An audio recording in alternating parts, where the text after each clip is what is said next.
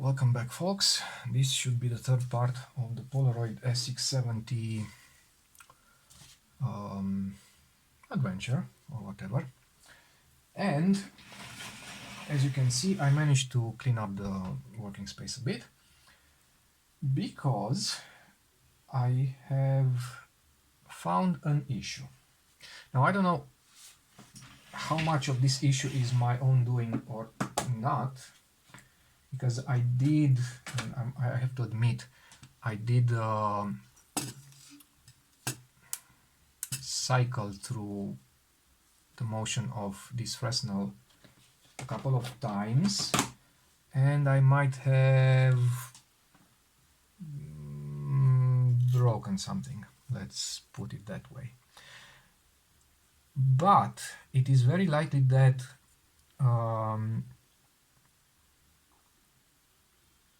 things were like this before I got my hands into the camera.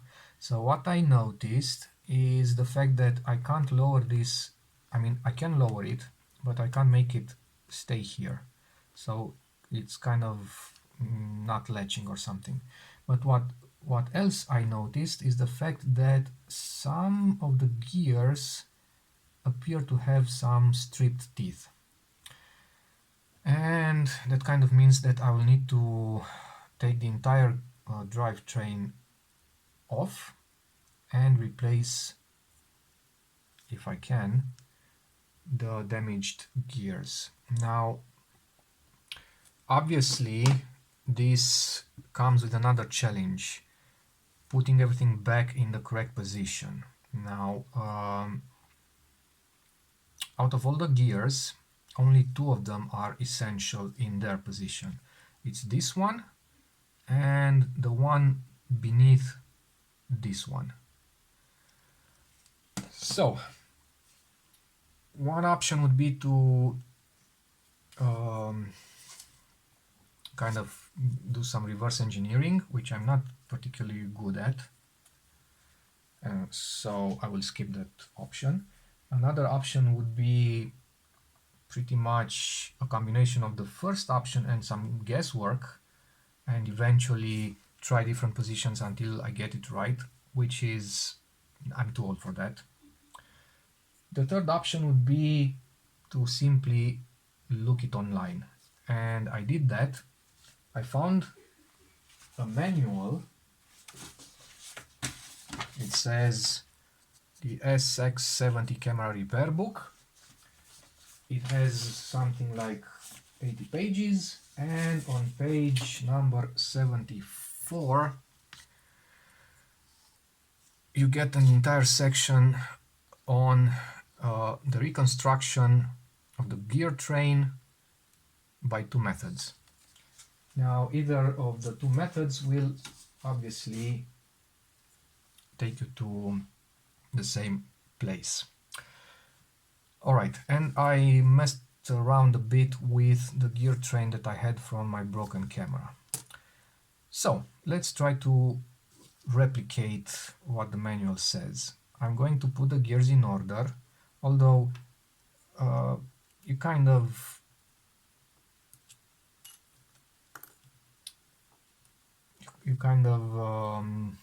don't have many options, so eventually you'll get them in the correct order. Anyhow, and I will also leave my manual here, not for the actual placement of the gears that I think I know now, but for the naming of the gears. So let's call them by their official names. This is the first reduction gear. This is the second reduction gear. This is the first idler gear, the one that has the little pin, the little stud. Okay, then this is the third reduction gear. This little gear is the recock idler gear. Then we have the second idler gear, and this one is the recock gear. So it's the one that it's basically on the bottom of the stack. And this one is the third idler gear. All right. So There are two methods. One method is the one that needs some markings on this gear, on the Recock idler gear. Okay. I also made a little mark on this Recock gear. I will explain why. And the other method implies that this Recock gear needs to be in a certain position in relationship to this cocking rack. Let me see how it's called. Recock ram. All right. So the first method says that you need to make a pencil mark. I don't know what kind of pencils I could use to actually leave a visible mark on these black gears. So I used a dot of white paint. So a mark of whatever sort on one of the 3 points of the Y shaped detents or whatever they are on this gear. Now this can spin freely, it has no given position. But this point will allow you to evaluate the position of this gear because the two are meshed together. All right. And the idea is to have this gear that has a cam in such a way positioned that this horizontal part of the cam is actually parallel to the longer edge or the long edge of this entire plate. So I put a little dab of paint here. This is the point that corresponds to the end of the flat part. And then I drew some sort of a line towards the center of the gear. So basically, if I keep it like this and turn it around, this line should be horizontal. All right. Now, in order to have visibility when the other gears are stacked on top, when this is aligned like this, it should mesh with this idler gear in such a way like this, that the mark you scribed or painted on the gear points at 2 o'clock. So basically this Y-shaped thing needs to point downwards. So this part of the Y points downwards, and then obviously this one points to the 2 o'clock position. All right. After you got this in position, you can start placing the other gears. You can place this first, then this one, then this one. It doesn't matter in which position, as long as you don't move the others. Actually, for this one it doesn't matter because the upper gear turns freely from the bottom gear. Okay, then this one, because this one will be stacked like this. So this one goes here, this one goes here, this one goes here. And when you place this gear, things might shift. So now, because things shifted, you need to move them in such a way that that dot is still at 2 o'clock position. Now, obviously, when you are talking about a gear with so many teeth, the 2 o'clock position is quite relative, so it's not super precise. I could have drawn a real line or maybe something more precise, but for the time being that's okay, because I think I'm going to use the second version, the second method. It seems more accurate. And then the final gear needs to be placed in such a way that the pin overlaps the teeth of this gear. So it should go something like this. So the pin overlaps the teeth and this white dot is still in the same position. Okay, so this is method number one. And at least it will take you to a point where you might be off by, I don't know, 1, maybe 2 teeth at most. So it's kind of very close to the correct position. And the second method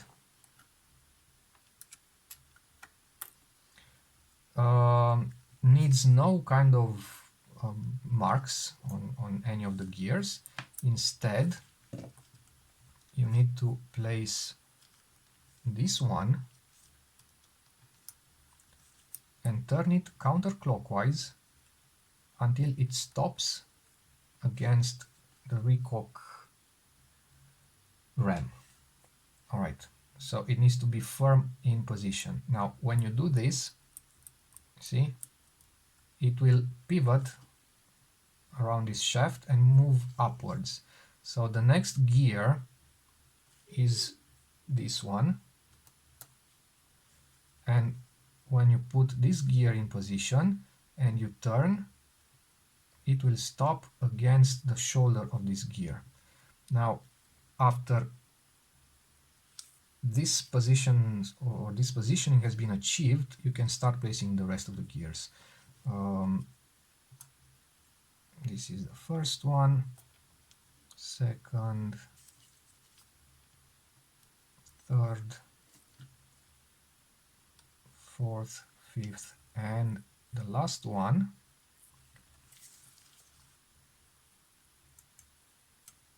Let me check that I'm still in that position. Okay. The last one needs to go the same way it did on the first variant of positioning, meaning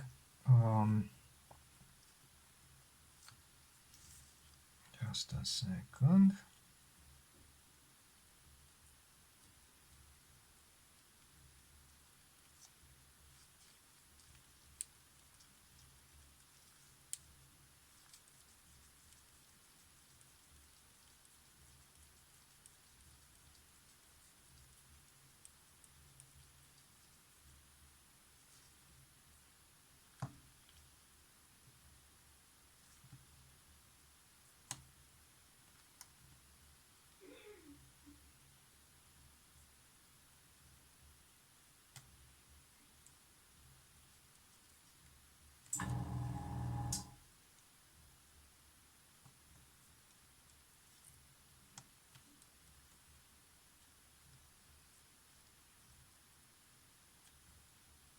Like this.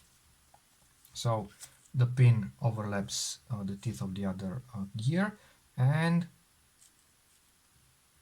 the entire assembly stops here because the what was its name? The second idler gear, no, the recock gear is stopped against this recock ram. All right, so that is the position in which you need to reassemble this drive train. Now I will need to transplant the new, obviously I need to take this off. I need to transplant the new latch from my camera on this one, and make sure everything is in the correct position. Also,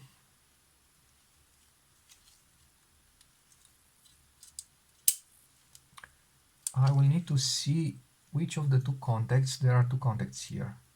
Basically, from what I can understand, one contact is closed when the cocking ram is in this position. So basically, when it reaches this position, this Fresnel pops open and the camera is ready to shoot.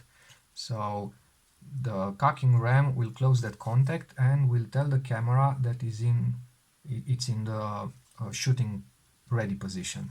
When the cocking ram goes the other way, it will close the other contact and tell the camera that it is in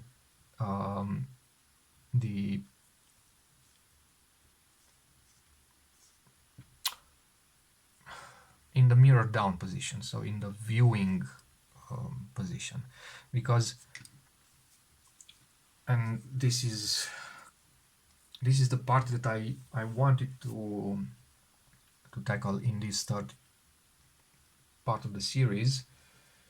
The principle that the camera uses. I'm not going to go into the very fine details because I don't know them, meaning in that position switch number 3 closes, and then that tells the onboard computer that the camera needs to do the following, whatever. I don't know those details, and I'm not really interested in learning them now, because I'm probably only going to work on like 3 or 4 cameras, I think, for the time being. If things will develop afterwards, we'll see. But the camera uses a set of one Fresnel screen or Fresnel screen that allows you to actually see the image and compose and focus, and a set of mirrors. So you have one mirror here. This is the taking mirror, let's call it the taking mirror, and the other mirror that is on, let me explain on my broken one. So you have the taking mirror. This one is used to project the image from the lens, from the lens onto the film. This is used to focus, and then you have another mirror, the one that broke on my camera and is for the time being absent. That is the viewing mirror. So that mirror will allow you to see the image. Now, in order for the image to be seeable, whatever the word is, the Fresnel glass needs to be down. This will be like this. So this is awkward. So it will have a position something like this. Light goes through the lens, bounces on the mirror, is reflected on the Fresnel screen. From that screen is reflected again on the mirror, but under a different angle, and from that angle it will go up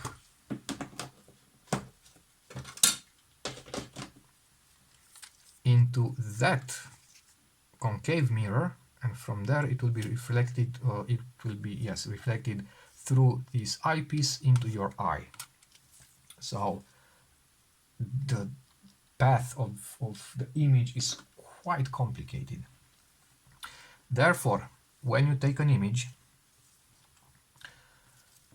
you look through the viewfinder, you focus the image, you compose the image, and then you press the shutter. And when you press the shutter,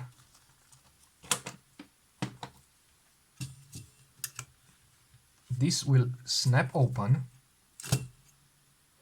it will close that contact, it will tell the camera that it's ready to shoot, and then it will close the shutter blades, because obviously they need to be always open in order for you to see anything. It's like a mirrorless camera, or a mirrorless camera, or like a leaf shutter SLR, like the Topcon Uni or the Topcon Uni Rex.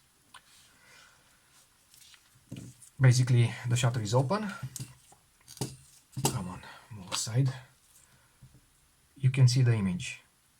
You push the button, the mirror, the Fresnel pops up, revealing the second mirror that is practically parallel to the first mirror, so it substitutes the viewing mirror. Okay. Then the shutter blades close, then they open and close for a preset amount of time determined by the camera, so that's the shutter speed. Then the exposure has been completed, the thing, this flap with the Fresnel and the mirror, lowers and basically covers the film. The shutter blades open, this one closes the circuit and tells the camera that it is ready to push the exposed photograph out. And in order to do that, this thing, this cam here, which is more visible on my camera, this one, moves forward, because on the underside, you probably can't see it, but it has something like a grappling hook. And that grappling hook is something like this. It hooks one of the pictures and pushes it out. And it pushes it out enough that the rollers will catch it and spit it out completely. And when that happens, obviously the rollers press on the photograph, that pressure breaks that membrane, the chemicals are meshed together, are combined, and the developing process begins. So yes, that's the working principle as far as I can make sense of it, and that's what I wanted to use in order to reverse engineer the position of these gears, but no, I'm too old for that. I'm going to go with this manual, and hopefully that will be fine. Okay, now in order to remove this plate, I have 1, 2, 3, 4 screws, 5, 6. These 2 screws keep in place these 2 contacts that are going to be soldered to the flexiboard. These 2 obviously just keep this entire thing in place on one side, and these other 2 keep the plate fixed on the other side, but they also keep in place this latch. Now normally you can replace the latch without messing with the gear train by removing this screw and loosening this one, and then you need to push down on this end of the spring and take it from under this little hook. The manual says you should use jeweler's split fork or something like that. So basically like a snake tongue. I don't think I have such a device, but I could make one from a screwdriver, a flat screwdriver bit, by simply cutting a slit in the middle. And I think I'm going to do such a thing, but not now. Alright, and after that you can actually take it out, but in order to take it out, the manual at least says that you should move the entire plate just slightly away from the body, because the latch has a pin, and that pin goes through this thing, this plastic thing here, and obviously it's a lot easier to take it out than to put it back in, but even so you risk to move the plate and the gears enough that they will unmesh, so they will lose the sync. So in my case, because I have this feeling that something is broken inside, I will just take it off completely, examine all the gears and see if there's any of them that needs replacing. Hopefully I'll have a replacement part, and I'll put everything back together as a whole, as a one thing. Also, at least one of these 2 contacts, if I remember correctly, needs to be seated in a certain position, so that adds up to the fun. What I'm going to do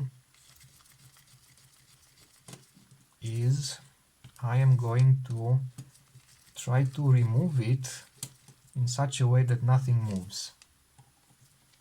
I don't know if I can succeed, but I'll try. Oh, and you also need to disconnect this spring.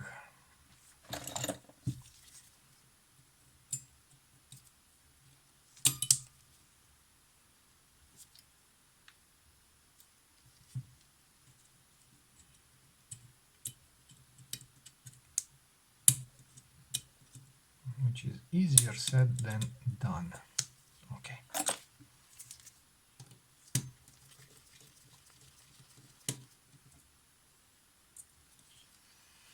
Okay, 4 screws out, and now hopefully I can remove the entire thing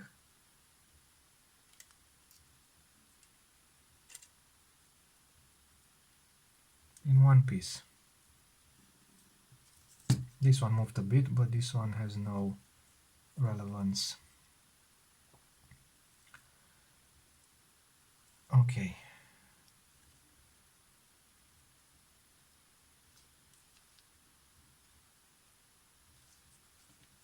Now this thing, I think it was removed a bit later. So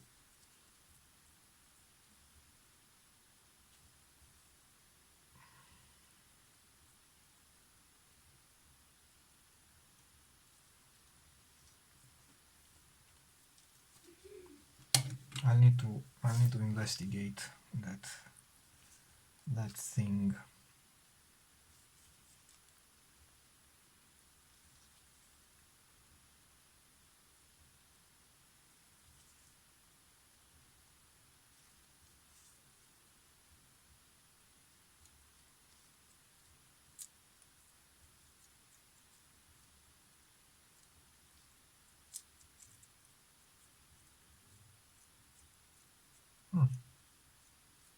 It seems meshed correctly. Let's see each gear in turn. This one seems okay.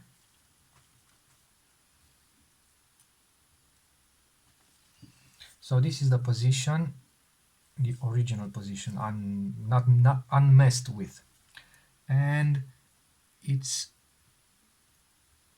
dead on aligned with the teeth. That's what I need to remember.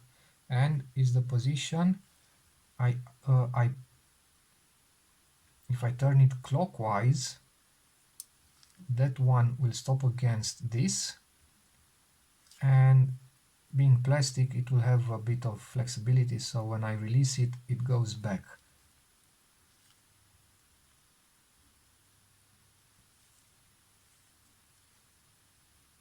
This one is in a good state.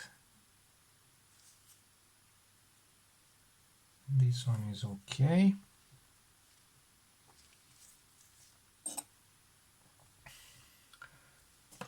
This is one of the contacts, and it seems stuck inside, so I'll just leave it alone. This thing, I don't know what it is yet.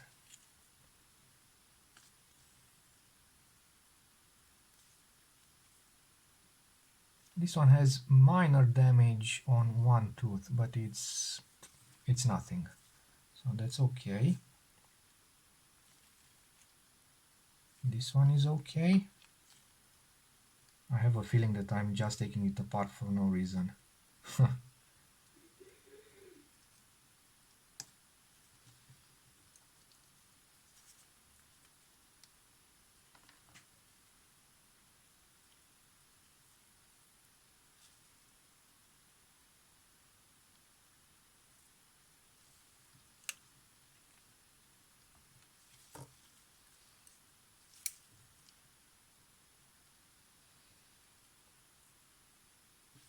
Oh no. Oh no.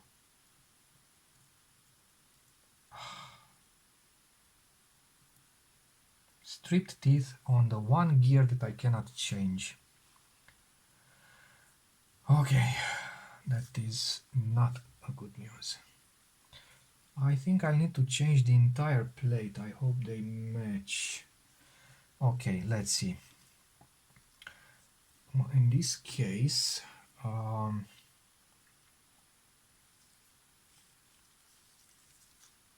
have this little thing that my other one doesn't have. It does have the hole for it, but it doesn't have this hook thing. Okay, let's see.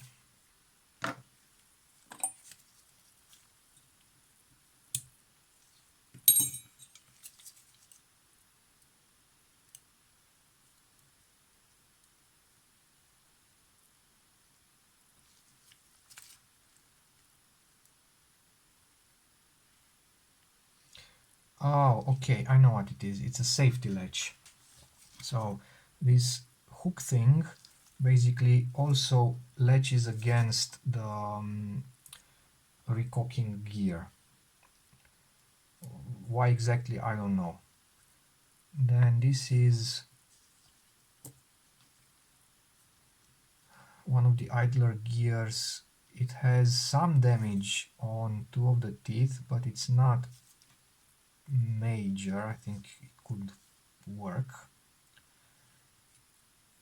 Then we have a yellow gear that is intact, but this one is missing 2 or 3 teeth, and another one here, and that is bad news. That is bad news.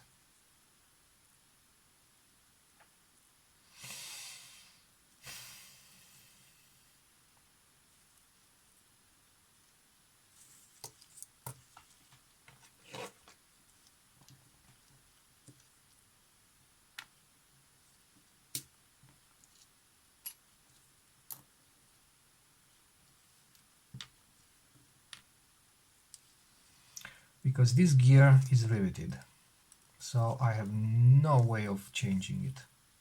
I really do not have the means to change it. So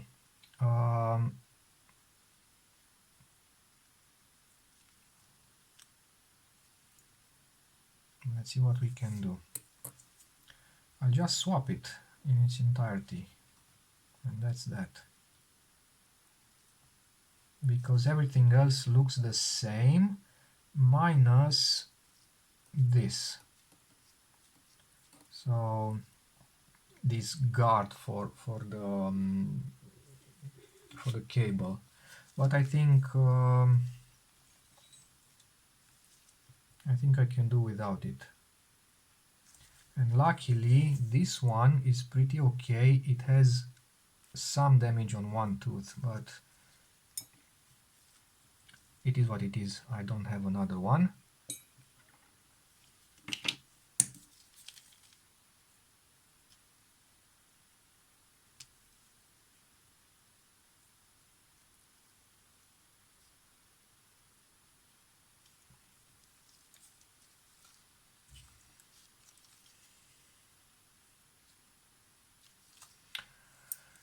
All right, I'll take a look in my box of spare parts. Maybe I have one of these with an even better gear. This one is usable, that one is not usable. So if I take this gear, no, not this one, this one.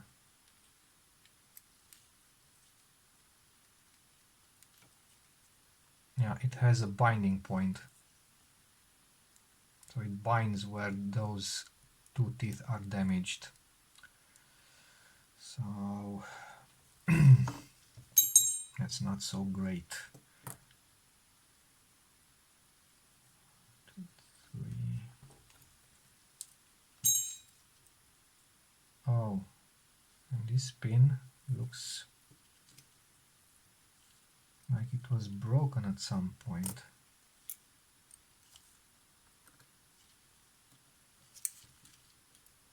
Or glued, or yeah, no, it was glued or something. This one on the other side See, it spins.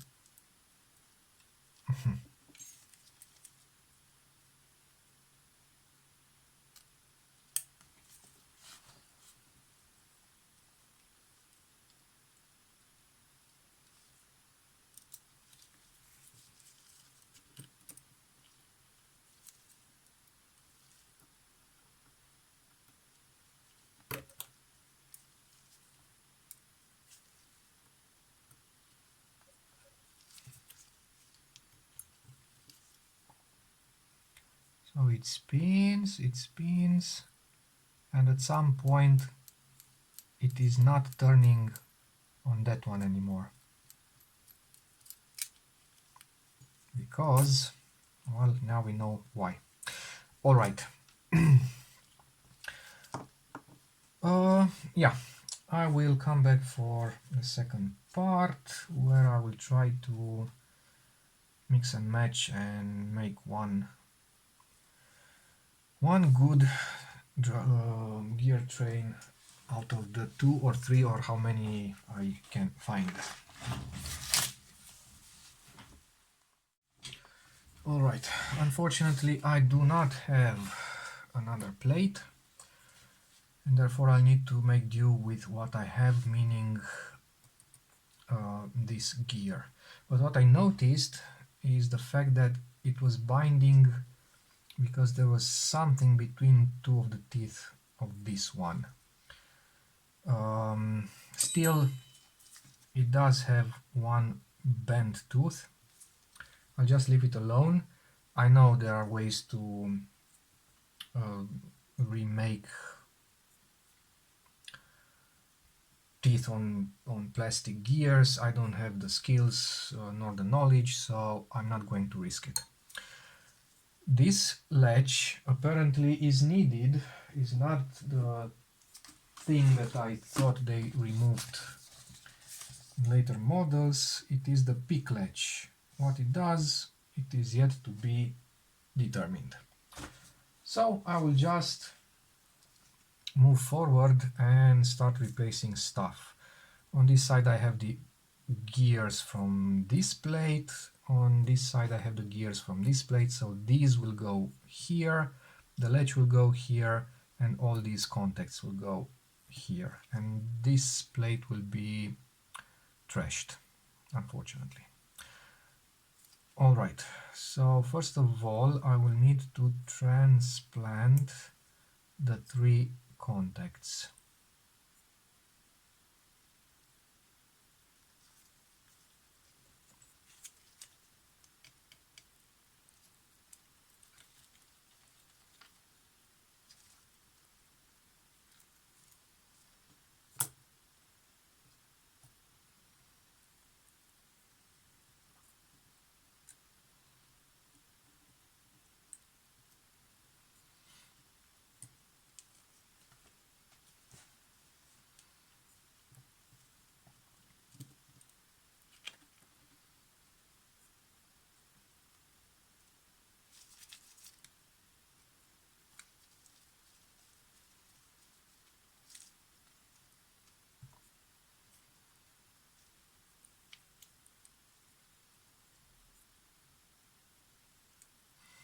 Oh, and one more thing before doing that.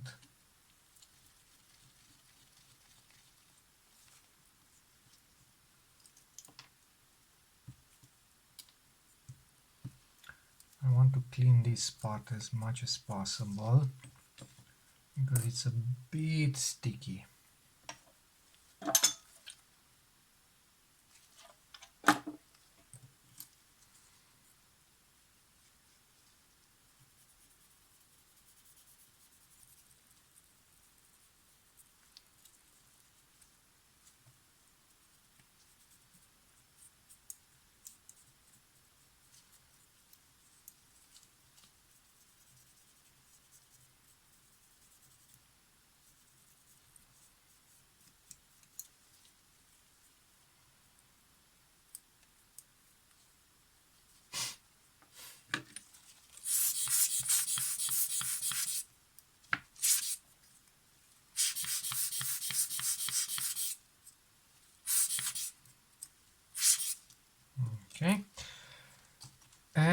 I think I will use something for the movement of this RAM. That something is, let me see if I can find it.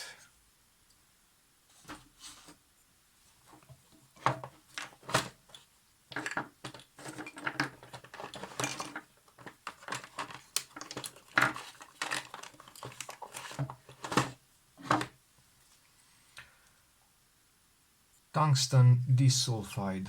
It's a dry lubricant, is super slippery, and I'm going to apply it on the plate like that with a brush, as much as I can, as much as I can reach actually. All right. And hopefully that will make it slide as easy as possible.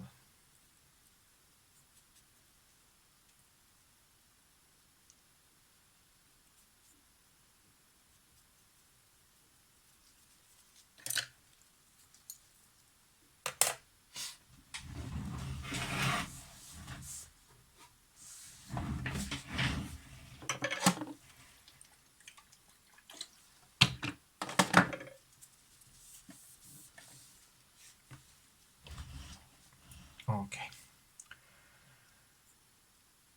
Not this one, but this one. Back to what I was doing. So, first ledge goes here.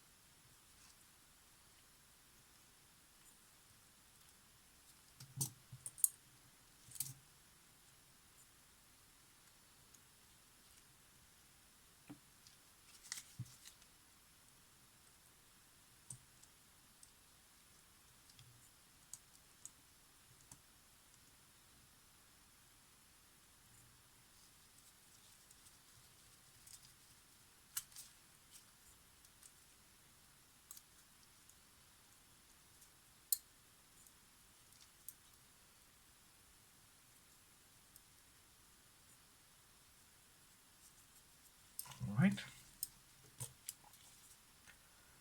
And then I also have this one.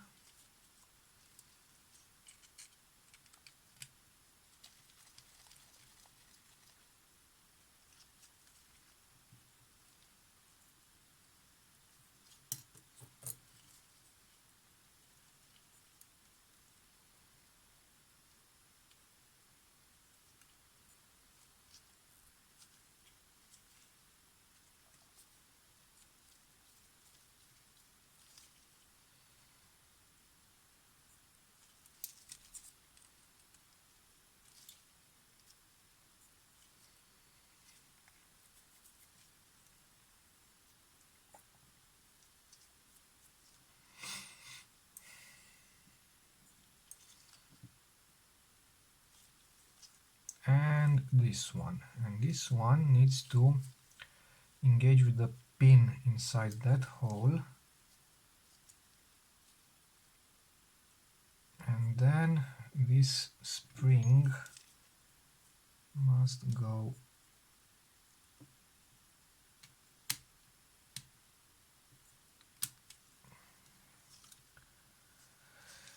under this. It's a bit tricky.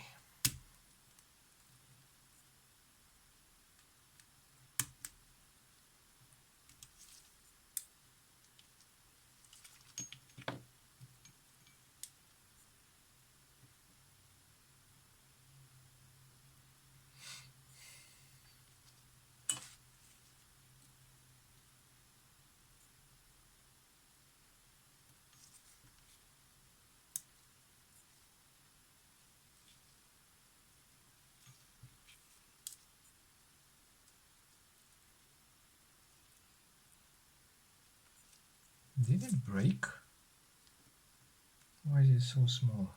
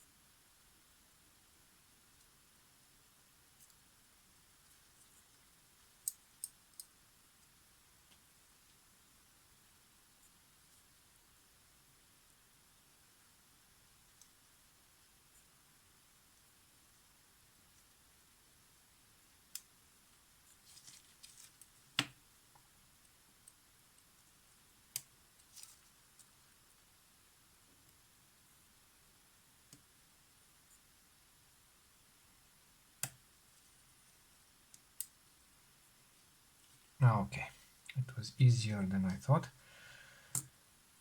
Alright, and now this one is done for. And I can start putting back the gears, but first I think I should get this one back, maybe.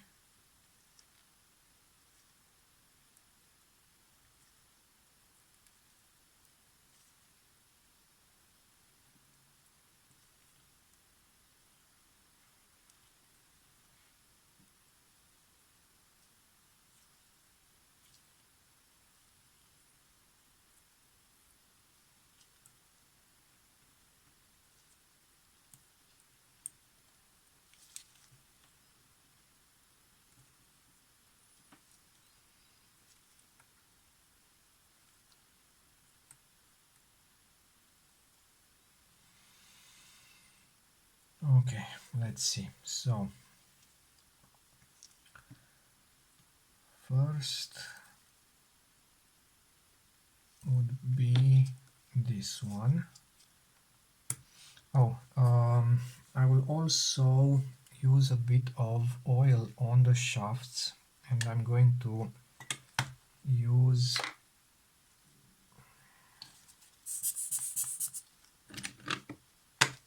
this oil with added moly.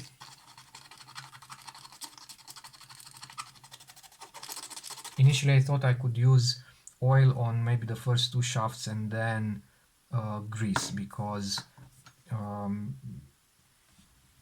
having reduction gears, the last gears are turning very slowly, so that was my thought. Oil on the fast moving ones and grease on the rest, but I guess I might as well use oil on all of them.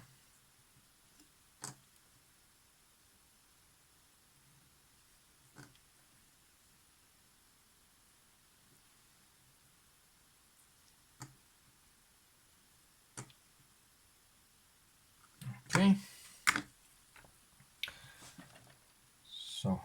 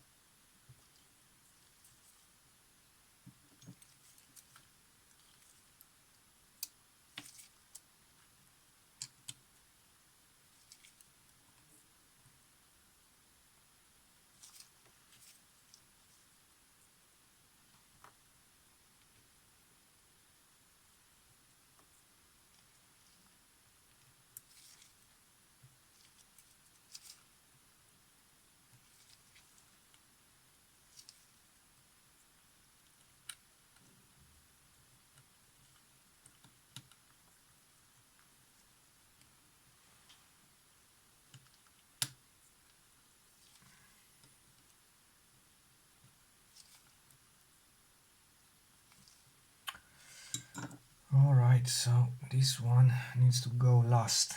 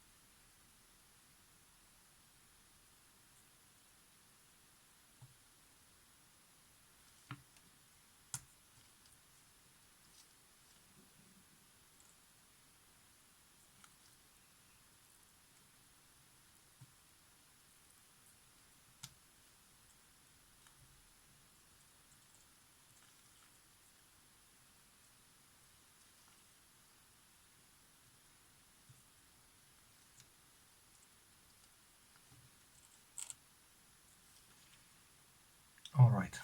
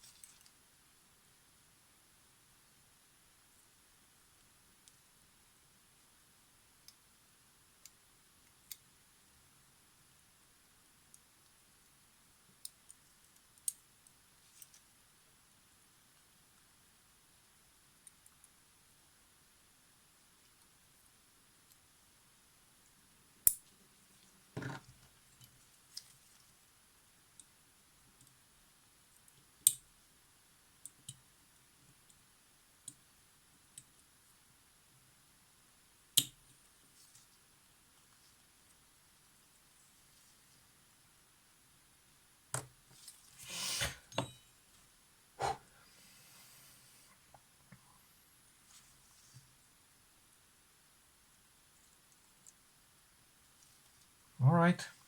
I think I've got everything in position. And now I need to extend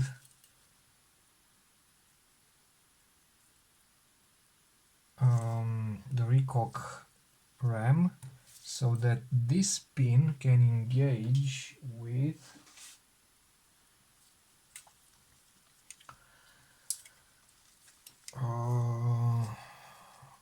this.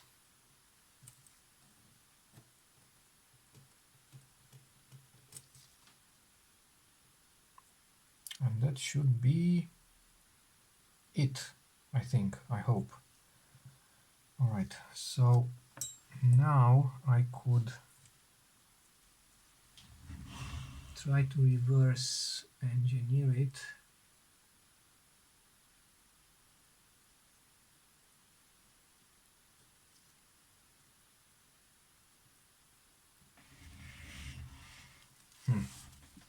It's not that easy.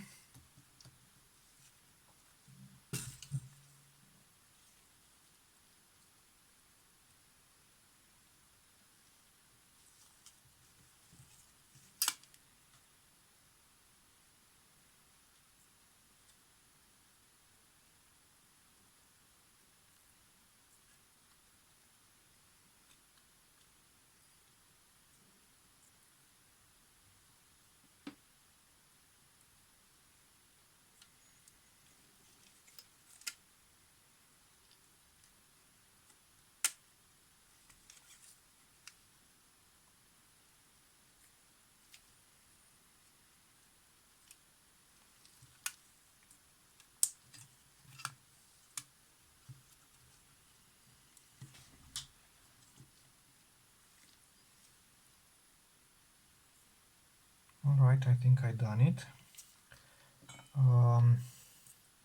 I still need to attach that spring.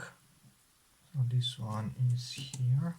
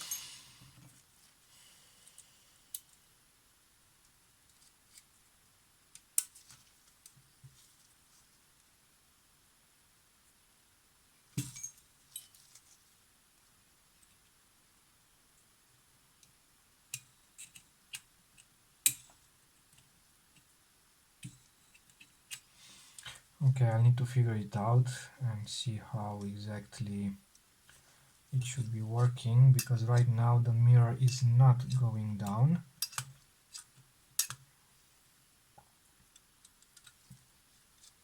And I need to understand why.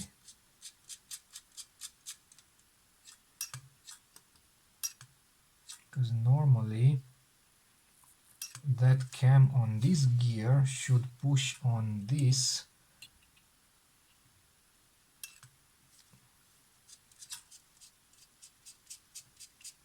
Let's see if I go backwards.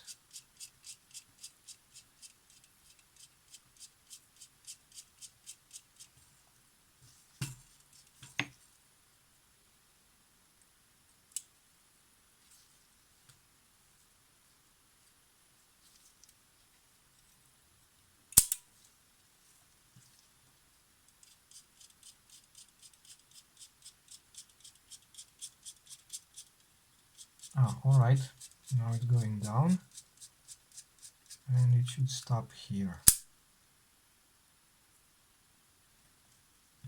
Alright, I think some progress has been made. Now, before I got to swapping the gears and stuff, I did clean this part of the camera as much as I could. So still traces of rust here and there, but it's a lot better than it was. I'll use a bit of oil on this spring and on these two springs. I'll do it now so I don't forget. This is just some universal oil made by Ballistol. Smells very interesting, and it's actually a very decent oil. I'm not going to use shutter oil or anything else like that on this kind of application. So just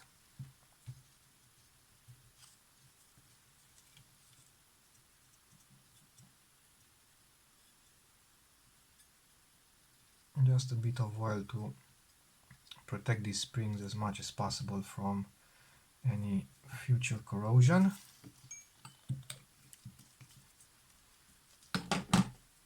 Alright.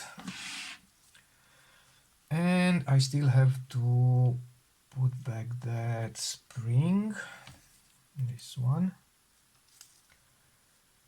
But honestly, I don't remember.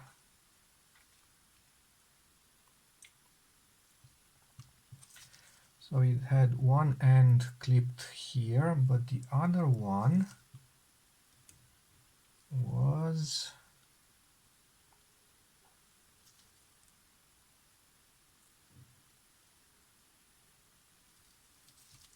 maybe here.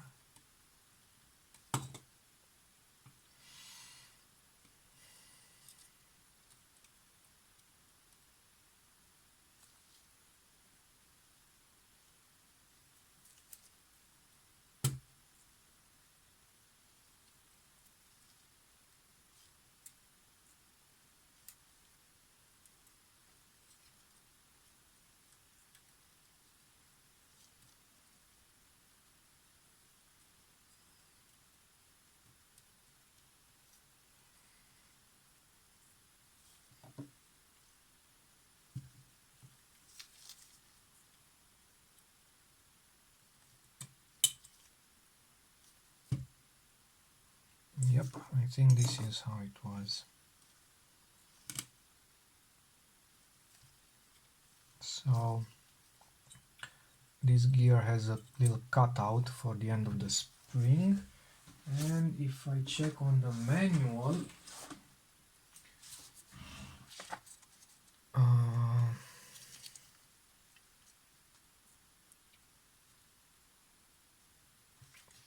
it looks okay. So it's the booster spring, and the booster spring is connected to the bell crank. This drawing is bullshit.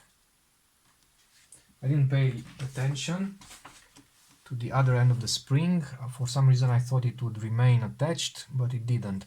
But I think that's the only place, so it's the only thing that a spring could attach to. So this little cutout in that round gear that looks like a, how did they call it? A bell something. Alright. I still don't really know how it pops open, so what exactly makes it pop open. That probably, if I continue the movement,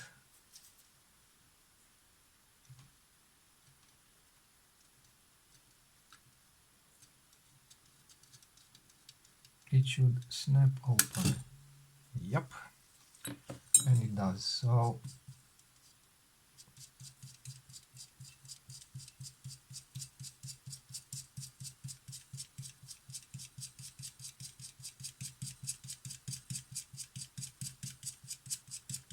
right now it lowers, and it will go lower and lower and lower until you hear a click, and that click is the pickup arm or ledge going back to its original position, so ready to pull on another film.